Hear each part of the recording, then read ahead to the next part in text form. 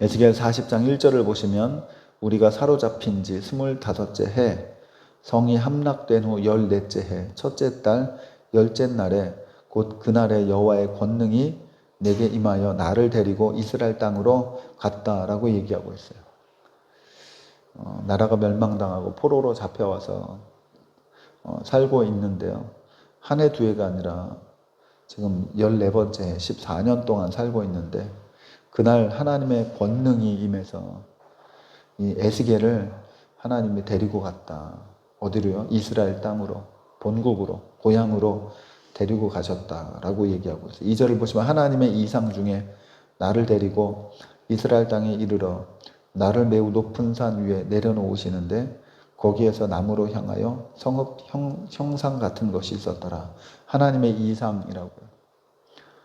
에스겔의 몸 그리고 에스겔의 그 당시의 시간, 장소는 현실이죠. 그런데 그 현실 가운데 하나님의 이상이 들어온 거예요. 하나님의 이상은 현실이 아니죠. 영적인 세계죠.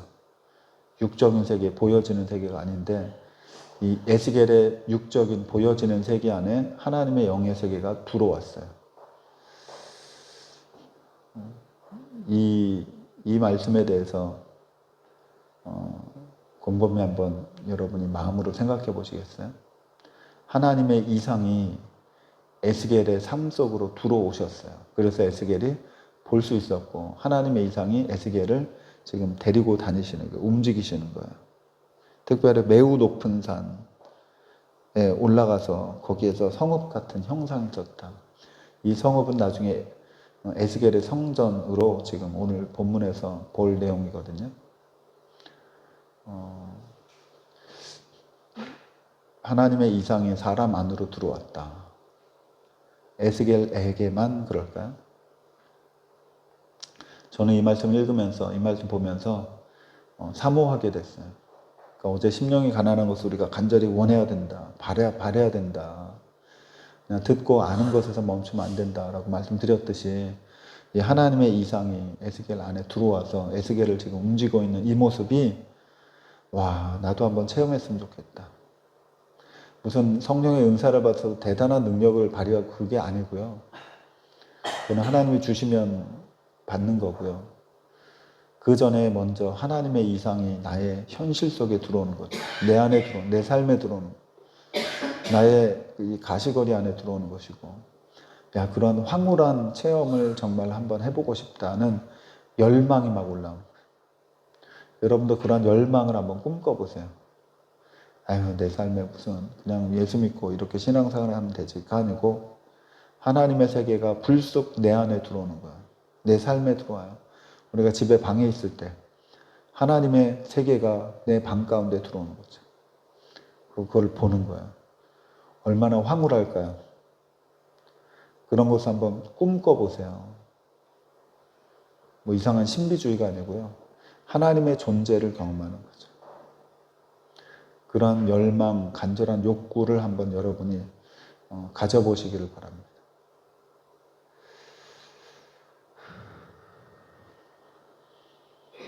3절에 나를 데리고 거기에 이르시니 모양이 놋같이 빛난 사람 하나가 손에 3줄과 측량하는 장대를 가지고 문에 섰다라고 얘기하고 있어요.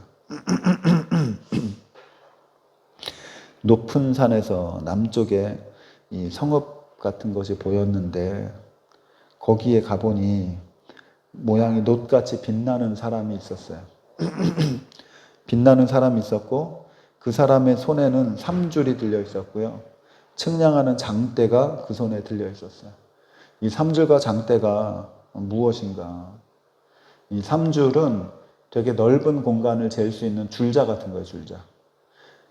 우리도 보면은 아주 그 긴 그런 거리는요, 장대 같은 걸로 재지 못하고 줄자 같은 걸로 재요. 줄이 굉장히 많이 이렇게 말려 있어서 그거를 쭉 빼면서 거리를 측량하죠. 장대는 뭐냐면 넓은 공간이 아니라 작은 것, 작은 물건, 물체들을 잴 때 장대를 사용해요. 이런 줄과 그리고 장대, 측량하는 도구를 들고 빛나는 그런 사람이 서 있었다. 이 하나님의 세계에서 같이 하나님의 이상 안에서 들어온 그런 사람이죠.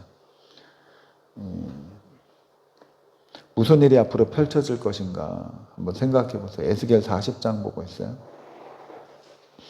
에스겔 40장 4절을 보시면 그 사람이 내게 이르되, 이 놋같이 빛나는 사람이 에스겔에게 말을 걸어와요. 인자야, 내가 너에게 보이는 그것을 눈으로 보고 귀로 들으며 내 마음으로 생각할지어다. 내가 이것들을 내게 보이려고 이리로 데리고 왔나니 너는 본 것을 다 이스라엘 족속에게 전하라 라고 얘기하고 있어요. 에스겔을 데리고 온 당사자가 바로 이 빛나는 이분이 내가 데리고 왔다 라고 말씀하시고요. 이제 앞으로 눈으로 보여주는 것을 잘 보고 생각하면서 그것을 이스라엘 사람들에게 전하라 라고 얘기하고 있어요. 어떤 장면을 보여주시는가? 40장 5절부터 보시면 내가 본즉 집 바깥 사방으로 담이 있더라. 그 사람의 손에 측량하는 장대를 잡았는데 그 길이가 팔꿈치에서 손가락에 이르고 한 손바닥 너비가 더한 자로 6척이라. 그러니까 한 척이 팔꿈치와 손바닥을 더한 우리로 말하면 한 50cm 정도 되는 것이 한 척이에요. 한 큐빗이라고도 하고 한 자라고도 하고 한 척이라고도 하고. 근데 그것이 6개래요. 담을 재봤는데 담에 이 측량을 재보니까 6척이라고. 그러니까 50cm에 6이면 30m죠. 앞으로 나오는 모든 숫자는요, 여러분이 2분의 1로 하시면 우리가 알 수 있는, 만약에 10척이다 그러면 몇 미터요? 5m가 돼요. 반으로 줄이면 돼요. 그렇게 계산해서 여러분들이 이해하시면 돼요. 담을 쟀는데 3m짜리 담이었다. 3m짜리 담이면 굉장히 육중하죠. 웬만한 거에도 쓰러지지 않죠. 그 담을 측량하니 두께가 한 장대요. 높이도 한 장대이며 6척을 지금 한 장대로 보고 있어요. 그 담장도 3m짜리 담장이죠. 6절을 보시면 그가 동쪽을 향한 문에 이르러 층계에 올라 그 문의 통로를 측량하니, 지금 동쪽 문은 어디냐면 하나님의 이상 중에 보였던 성읍 같은 그곳에 직접 가서 빛나는 놋과 같이 빛나는 사람과 함께 지금 다니면서 그 건축물을, 성읍을 자로 재고 있는 거예요. 측량하고 있는 거예요. 아까는 담을 측량했고요. 6절은 통로를 측량하니 길이가 한 장대요. 한 장대는 6척, 3m죠. 통로도 3m짜리 통로가 있었대요. 7절에 보시면 방들이 있는데요. 방들이 있고 그 방들의 벽도 있어요. 이것을 측량했어요. 8절을 보시면 그가 또 안쪽 문의 현관을 측량하니 한 장대며, 이 안쪽의 현관문도 3m짜리. 지금 여기 보시면 반복되는 단어가 뭐냐면 측량하니, 측량하니. 그 말은 뭐예요? 이 빛나는 사람과 에스겔이 같이 걸어 다니면서 측량을 하고 있는 거예요. 저희도 교회 리모델링 할 때 그냥 하는 것이 아니고 측량을 하거든요. 바닥은 어떻게 되고 벽은 어떻게 되고, 그래서 페인트를 칠하려면 벽에 이 사이즈에 얼마나 들어가야 되고 바닥에 까는 이 타일은 또 몇 개가 들어가야 되고, 다 측량을 해요. 측량. 측량 없이 그냥 될 수가 없어요. 40장부터 시작을 해서 41장까지 곳곳을 다녀요. 동쪽 문과 북쪽 문과 남쪽 문을 다니고, 안쪽에는 뜰, 방, 창고, 통로, 샅샅이 구석구석 다니면서 다 측량을 하고 있어요. 그래서 여러분들이 보시면 계속해서 반복돼서 나오는 것이 측량한다는 얘기가 계속 나와요. 그리고 또 하나는 무엇이냐면 17절, 그가 나를 데리고. 17절에 그가 나를 데리고. 그리고 24절도 보시면 그가 또 나를 이끌고, 28절도 그가 나를 데리고, 32절 그가 나를 데리고, 35절도 그렇고요. 계속해서 이 빛나는 분이 에스겔 선지자를 데리고 다니면서 가서 하는 것이 다른 것이 아니고 측량하는 거예요. 측량. 그리고 또 다른 데로 옮겨서 또 측량하고, 이것을 계속해서 반복해 주고 있어요. 왜 이렇게 측량을 할까요? 41장으로 넘어가셔서 41장도 1절에 그가 나를 데리고 성전에 이르러 그 문벽을 측량하니 측량의 두께가 6척이라 거기도 3m짜리가 있어요. 안으로 들어가고 밖으로 들어가고 거기서 또 측량하고 해서 치수를 다 얘기해 주고 있죠. 42장도 가보시면 42장 1절에 그가 나를 데리고 밖으로 나가 북쪽 뜰로 가서 두 방에 이르니 그 두 방의 하나는 골방 앞 뜰을 향하였고 다른 하나는 북쪽 건물을 향하였는데 라고 하면서 그 방들을 또 측량을 해요. 13절 그가 내게 이르되 좌우 골방 뜰 안 곧 북쪽과 남쪽에 있는 방들은 거룩한 방이라 여호와를 가까이 하는 제사장들이 지성물을 거기에서 먹을 것이며 지성물 곧 소제와 속죄와 속건제의 제물을 거기에 둘 것이 있는 거룩한 곳이다. 이 성읍이 사람이 사는 성읍이 아니었고요. 하나님께 제사 드리고 예배 드렸던 성전이었어요. 성전. 다윗의 성전, 솔로몬의 성전, 그런 성전이었는데 에스겔의 성전도 있어요. 에스겔의 성전은 하나님이 이상 가운데 보여주신 성전이에요. 그리고 이 성전을 샅샅이 다니면서 측량했어요. 그리고 이것을 다 사람들에게 전하라고. 왜 그랬겠어요? 이 성전이 무슨 성전일까요? 에스겔의 성전이 어떤 성전일까요? 지금까지 여러분들이 성경을 그냥 아무런 느낌이 없이 봤을 거예요. 그런데 이 에스겔의 성전이 어떤 성전이냐면 나중에 예수님께서 오실 때 어떤 일이 펼치죠? 새 하늘과 새 땅이 펼쳐지고 거기에 무엇이 내려와요? 성전이 내려오죠. 하늘에 있는 성전. 주님께서 집을 마련해서 집이 다 완성이 되면 내가 너희를 와서 그 집에 살게 하겠다고. 그 집의 중심이 되는 성전. 그 성전이 지금 여기에 나와 있는 거예요. 여러분, 새벽이라 아직 잠이 덜 깨고 의식이 덜 깨고 생각이 덜 깨서 그렇죠.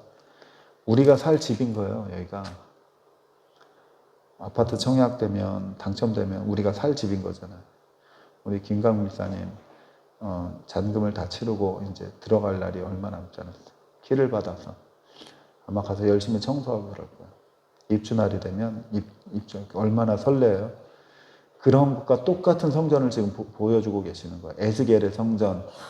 하나님께서 하늘에서 마련해 주시고 주님이 오시면 함께 내려올, 그리고 우리가 영원히 하나님과 함께 살아갈 그 성전을 지금 보여주고 계세요.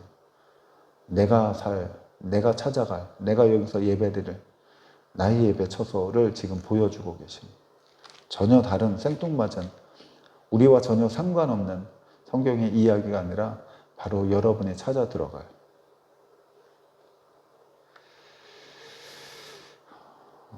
43장으로 가보시면 43장 1절에 그 후에 그가 나를 데리고 문에 이르니 곧 동쪽을 향한 분이라 이스라엘 하나님의 영광이 동쪽에서부터 오는데 하나님의 음성이 많은 물소리 같고 땅은 그 영광으로 말미암아 빛나니 그 모양이 내가 본 환상 곧 전에 성읍을 멸하러 올 때 보던 환상 같고 그발 강가에서 보던 환상과도 같기로 내가 곧 얼굴을 땅에 대고 엎드렸다. 다 측량을 하고 그리고 간 마지막 동쪽을 향한 문으로 가보니 거기에서 하나님의 영광이 비치기 시작하는데요. 예전에 그발강가에서 봤던 하늘문이 열려서 하나님의 보좌가 있고 거기에 내 생물이 있고 했던 그 모습이 보여지고요. 사도 요한이 밤모섬에서 하나님께서 보여주셔서 요한계시록을 썼던 그 장면이 지금 보여지고 있는 거고요. 그 장면은 나중에 저와 여러분들 천국 가서 볼, 우리가 경험할 그것을 지금 보여주고 있는 거예요. 하나님의 영광이 어디에 가득 차요? 3절, 4절을 보시면 여호와의 영광이 동문을 통하여 성전으로 들어간다. 5절 영이 나를 들어 데리고 안뜰에 들어가시기로 내가 보니 여호와의 영광이 성전에 가득하더라. 하나님의 영광이 동쪽을 통해서 성전으로 들어가니까 영이 지금 에스겔을 데리고 쫓아가는 거예요. 그래서 하나님의 영광이 성전에 가득한 장면을 눈으로 본 거예요. 저와 여러분이 볼 장면이에요. 한번 기대해 보세요. 그리고 우리가 예배 드릴 때 이곳에서 하나님의 영광이 임해요. 우리가 느끼든지 느끼지 못하든지, 우리가 보든지 보이지 않든지, 인정을 하든지 인정을 하지 않든지 하나님의 영광이 성전 가운데 가득해요. 아까 앞전에도 얘기했지만 하나님의 이상이 에스겔의 삶의 현장에 들어왔잖아요. 그런 것처럼 이 하나님의 영광의 모습이 우리의 눈을 하나님이 여셔서 볼 수 있는 그런 놀라운 기회가 있었으면 참 좋겠어요. 한번 소망해 보세요. 예배 드리는데 분명히 우리가 평소에 보던 이 모습인데 중첩해서 겹쳐서 하나님의 영광의 모습이 보이는 거예요. 어떨까요? 저는 한번 보고 싶어요. 하나님한테 보여달라고 간절하게 구할 거예요. 다른 은혜 찾지 않을 거고요. 진짜로 하나님의 영광, 에스겔이 봤던 이 영광을 맛배기라도 한번 보여달라고. 정말로 하나님의 영광이 이 성전에 가득한지 우리가 믿고 영의 세계여서 우리가 느끼지만 실제로 육의 세계로 볼 수 있도록 놀라운 기회를 하나님 허락해 달라고. 여러분도 그렇게 한번 간구하시고요. 그 체험이 교회에서만이 아니고 여러분이 있는 가정에서도 있을 수 있고요. 여러분이 가는 길을 걷다가도 하나님이 허락해 주시면 하늘이 열려서 볼 거예요. 그런 체험이 있는 신앙인 되게 해달라고. 그런 체험이 있는 것과 없는 것은 완전히 다르겠죠. 체험이 있고 확신이 있고 하나님의 세계를 정말로 볼 수 있는 그런 저와 여러분 되기를 바랍니다. 6절을 보시면 성전에서 내게 하는 말을 내가 듣고 있을 때에 어떤 사람이 내 곁에 서 있더라. 그가 내게 이르되 인자야 이는 내 보좌의 처소 내 발에 두는 처소 내가 이스라엘 족속 가운데 영원히 있을 곳이라. 이스라엘 족속 곧 그들과 그들의 왕들이 음행하여 그 죽은 왕들의 시체로 다시는 내 거룩한 이름을 더럽히지 아니하리라. 지금 누가 한 말일까요? 어떤 사람이 지금 나한테 와서 얘기한다는데 그 사람의 말을 들어보니까 뭐라고 그래요? 내 보좌의 처소다. 이 성전은 내 발을 두는 곳이다. 내가 이스라엘 족속 가운데 영원히 있을 곳이다. 하나님을 예배하는 장소가. 누가 한 말일까요? 하나님께서 직접, 그리고 예수님으로 볼 수도 있고요. 하늘 보좌에 계신 예수님. 사람의 모습으로 보였기 때문에 우리는 예수님이라고 더, 하나님보다는 예수님으로 우리가 더 볼 수 있어요. 예수님이 에스겔 옆에 서서 이 얘기를 하고 계세요. 근데 얘기하는 내용을 잘 들어보니까 뭐라고 하시냐면 그 거룩한 처소를 어떻게 해요? 사람들과 왕들이 음행하여서 더럽혔대요. 8절 그들이 그 문지방을 내 문지방 곁에 두며 그 문설주를 내 문설주 곁에 두어서 이 문지방이 2번 반복되는데요. 사람들의 문지방과 지금 예수님이 말씀하신 예수님의 문지방 어떤 차이일 것 같으세요? 사람들의 문설주와 예수님의 문설주가 곁에 있대요. 붙어 있대요. 무슨 일이 벌어지나요? 잘 보세요. 그들과 나 사이가 겨우 한 담이 막히게 하였고 지금 담을 측량했는데 3m짜리거든요. 그러니까 예수님의 문설주와 사람들의 문설주, 예수님의 문지방과 사람의 문지방이 결국 겨우 한 3m 정도밖에 안 된다고 예수님이 그렇게 표현하고 계시는 거예요. 담벼락 하나 두고 지금 이 사이에 그렇게 된다. 근데 놀라운 것은요. 8절 뒷부분 보시면 또 그 행하는 가증한 일로 내 거룩한 이름을 더럽혔으므로 내가 노하여 멸망시켰다. 그러니까 잘 보세요. 이 말씀 예수님 뭐라고 하시냐면 이스라엘 백성이 하나님 율법을 따르지 않고 말을 듣지 않아서 하나님께서 진노와 재앙을 보내서 이들을 멸망시킨 게 아니고요. 예수님께서 지금 무슨 얘기하고 있냐면 이들이 가증하게 죄를 지어요. 그런데 하나님의 이 문지방과 붙어 있어요. 이것을 그냥 허용하고 두잖아요. 그러면 어떤 결과가 돼요? 이 죄가 이 하나님의 문지방을 넘어서는 거예요. 죄가 침투하는 거예요. 그럴 수 없잖아요. 하나님이 계시는 곳은 거룩한 곳이어서 죄가 들어올 수 없잖아요. 그래서 어떻게 해요? 죄를 막는 거예요. 그 막는 것이 이스라엘 백성들을 이렇게 멸망시키는 거죠. 그러니까 자기 죄 때문에 자업자득으로 그냥 멸망된 것이 아니라 자기 죄 때문에 하나님의 세계를 죄로 범하려고 하는 그것 때문에 예수님께서 지금 말씀하시는 거예요. 내 이름이 더럽혀져서 더 더럽혀지기 전에 내가 노하여서 그들을 멸망시켰다. 우리가 죄를 짓잖아요. 내가 죄를 짓잖아요. 그럼 뭐 하나님 앞에 회개하면 되지. 회개하면 돼요. 그런데 내가 죄를 짓잖아요. 영의 세계가 닫혀요. 하나님의 세계가 닫혀요. 거룩한 하나님의 영광이 사라져요. 온데간데 없어요. 그래서 은사받고 능력받은 분들이 사역 잘하다가 좀 마음이 변하고 물질욕에 넘어가고 어떤 명예욕에 사로잡히고 하면 하나님이 싹 가져갔어요. 왜 그러겠어요? 가로막히는 거예요. 하나님이 가져가는 게 아니라 하나님의 세계로 들어가는 거예요. 그 죄가. 그래서 죄가 침범하지 못하도록 하나님 막아버리신 거예요.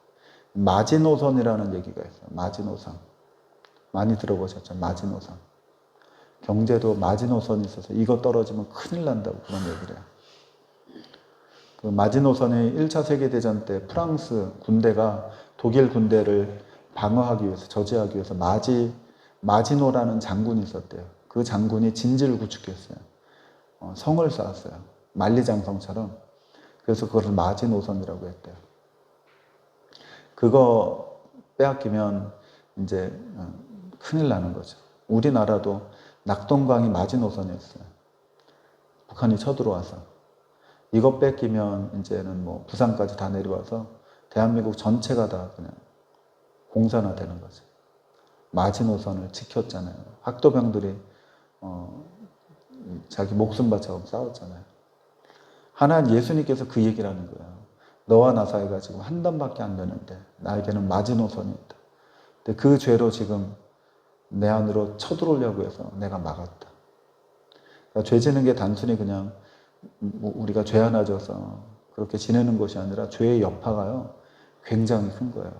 내가 죄 지어서 그 죄가 어디를 침범하겠어요? 하나님의 영광을, 내 안에 있는 영광을 가져가기도 하고 교회에 있는 영광을 사라지게 만들기도 하고 가정 안에 있는 가정의 평화를 깨기도 하고 하나님이 그 계신 곳을 죄가 막 침투하려고 그러면 하나님은 끊어내세요.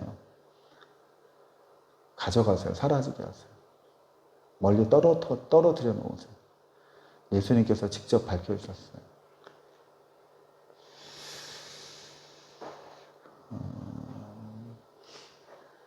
그래서 10절을 보시면 인자야 43장 10절을 보시면 인자야 너는 이 성전을 이스라엘 족속에게 보여서 그들이 자기의 죄악을 부끄러워하고 그 형상을 측량하게 하라.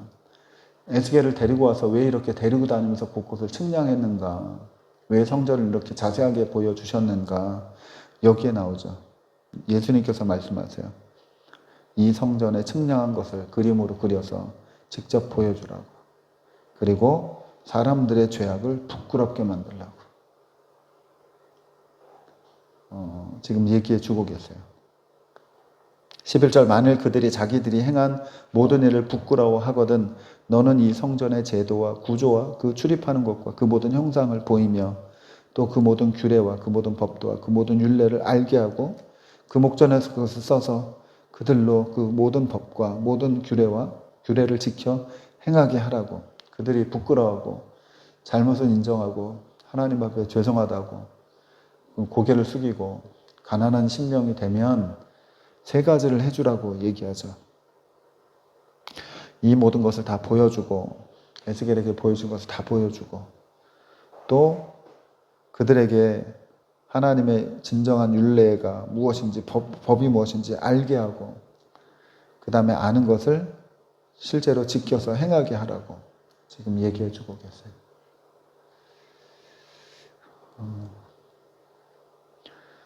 저와 여러분이 해야 될 그런 모습이죠. 하나님의 세계를 정말로 봤으면 좋겠어요. 그리고 주일날 이제 계속 말씀을 나누는데 예수님께서 주셨던 진정한 사람이 살아야 될 진정한 복이 무엇인가 가르쳐 주시는 것들을 우리가 어떻게 해요? 이제는 알게 되고 그것을 지켜 행하려고 노력하는 거죠. 심령이 가난한 모습으로 살아야지. 심령이 가난하다는 것은 무엇일까? 교만과 자만과 그런 과는 거리가 멀죠. 내가 교만해지면 심령이 가난해지지 못하는 교만, 자만 정도가 아니고요. 정말 어린아이 같은 순수한 마음이어야 되는데 우리가 살다 보면 꼬여있는 마음 그리고 우리가 살다 보면 인생의 경험과 연륜에 의해서 알게 되는 거 있잖아요. 딱 보면 딱 알잖아요. 저 사람 보면 저 사람이 어떻구나도 알잖아요. 그러면 그것 때문에 어떻게 해요? 우리는 비판하고 정죄하고 판단하고 거기로 들어가면 심령이 가난한 모습에서 벗어나게 돼요. 다 보이고 다 알아도 모르는 척. 저 사람이 얼마나 악한 사람인지 다 알아요. 다 보여요. 그래도 안 보는 척, 모르는 척. 그 사람을 안전하게 해주고 나도 안전하게 만드는. 그래야 심령이 가난한 상태가 돼요. 우리가 뭐 화를 확 내잖아요. 그럼 그 순간 어떻게 돼요? 우리의 마음이 순수했던 마음이 딱딱하게 굳어져요. 빨리 회개해야 되죠. 그 사람을 위해서도 그러고 나를 위해서도 그러고 나의 가난한 심령을 유지하기 위해서도. 그러한 대상이 분명 있을 거예요. 여러분이 가장 잘 아는 사람이에요. 그러한 사람들 보면 저에게도 뭐 자녀들이나 아내가 될 수 있어요. 잘하니까 왜 저 생각하는지 왜 저 말하는지 아유 또 시작됐구나. 그렇게 가볍게 그냥 넘겨질 때가 많죠. 근데 그냥 받아주세요. 받아주세요. 있는 그대로 받아주세요. 그 사람의 삶을 충분히 살게 두세요. 그리고 하나님이 일하시도록 맡겨드리세요. 내가 관여하거나 내가 어떻게 해보려거나 하지 마시오. 저도 저희 집사람에 대해서 저는 완전히 맡겨드렸어요. 전 제가 결혼할 때 하나님 앞에 그렇게 얘기했던 게 있거든요. 집사람에 대해서. 그래서 제가 저 자신도 포기하고 헌신하고 한 10년 그렇게 살았어요. 근데 사람은 안 바뀌죠. 뭐 나빠서 하는 말이 아니고요. 영적인 세계에 관한 말인데, 신앙에 관한 말인데, 사람은 잘 안 바뀌어요. 그래서 어느 순간에 하나님께 그냥 맡겼어요.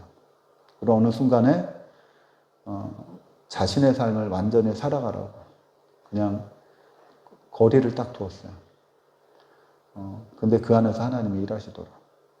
제가 관여하면 할수록 오히려 더 하나님의 뜻 안으로 들어가는데 어려움이 생겨요.